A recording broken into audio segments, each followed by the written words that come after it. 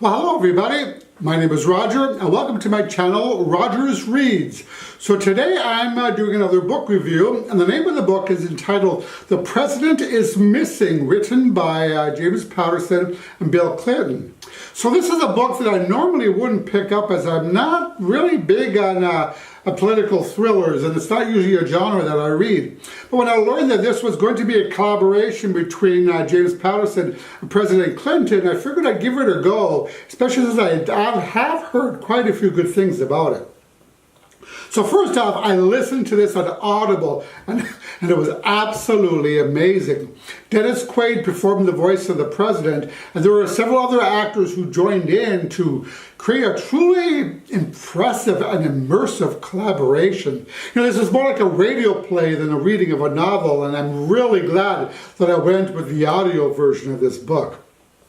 So, The President is Missing revolves around the President of the United States, James Duncan, who is under attack by the Speaker of the House, Lester Rhodes. So Rhodes and the House committee, they're pushing for impeachment hearings because it's come to the country's attention that President Duncan has had contact with a terrorist organization called the Sons of Jihad, and he refuses to divulge the contents of that communication.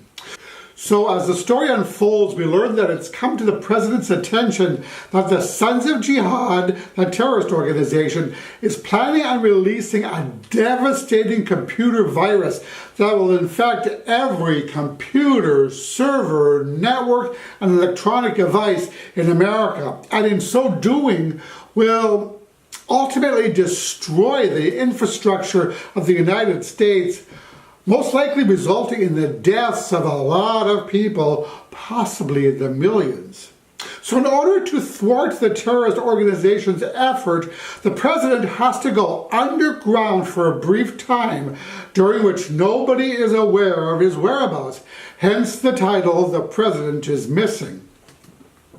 Now, to add to the intrigue, we follow a professional hired assassin, a woman whose code name is Bach, who seems to be moving closer and closer to the president, though we're not entirely sure whether he is her target.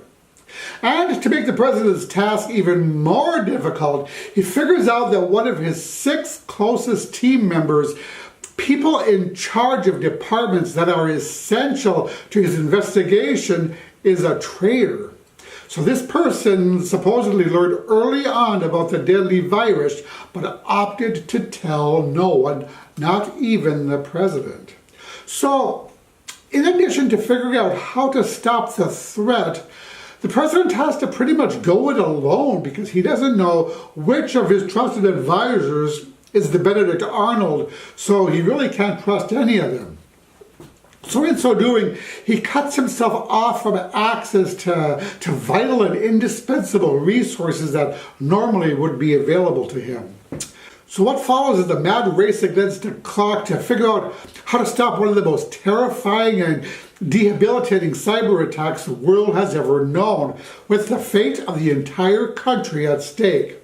So from the moment the president goes off the grid and is missing from the White House, the tension in the story is pretty much unrelenting. And to add to the stress, the president also suffers from a rare life-threatening blood disorder requiring medical care, and this disorder could result in his death at any moment if left untreated. So this was really a fast-paced, tense, and unsettling political thriller that kept me guessing until the surprising denouement at the end. So the intrigue and excitement grow steadily throughout the story, along with a perfectly balanced narrative and a complex, compelling plot. And the chapters are pretty short, which really push the dramatic story along even quicker, and by the end I really could not put it down, or should I say, stop listening to it.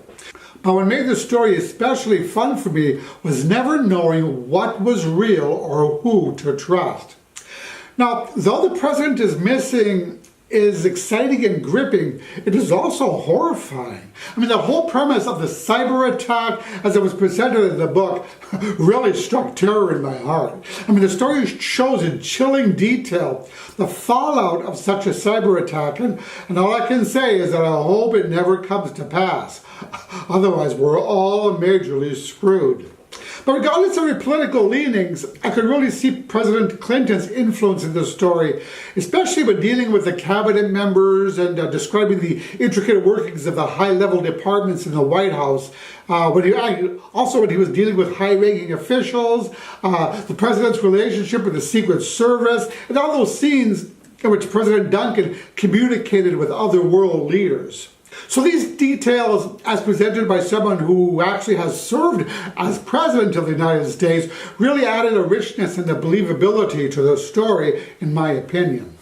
So all in all, The President is Missing was a stunning page-turner of a story involving murder, cyber terrorism, Russia, the Middle East, hackers, traitors, treason, assassins, espionage, the media, and a life-threatening illness. So I really love this story, and it was sad to see it end. Now, I will say that there was a scene near the end of the book where President Duncan makes a major speech about the current state of the country and of the world, which I felt that could have come directly from the mouth of President Bill Clinton. Now, depending on your politics, you may dislike or like this speech. Actually, I thought it was quite moving, and it even sent a tear to my eye while I was listening to it. But this seemed to be the only real apparent partisan element in the story. And speech aside, I felt the book is mostly nonpartisan and is a story that anyone, regardless of political affiliation, would enjoy, at least in my humble opinion. So I really enjoyed this book, and I think I ended up giving it 5 stars. So that is it for The President is Missing. Have you read this book? So let me know what you thought in the comments. So that's it for now. As always, I thank you so much for watching. I really appreciate all of your support. And if you like this video, I'd really appreciate it if you click the like button below. Oh, and also subscribe to the video. Subscribe to this channel if you haven't. That way you'll get notified whenever I release new videos. So that is it for now. I will talk to you in the next video. Roger and out.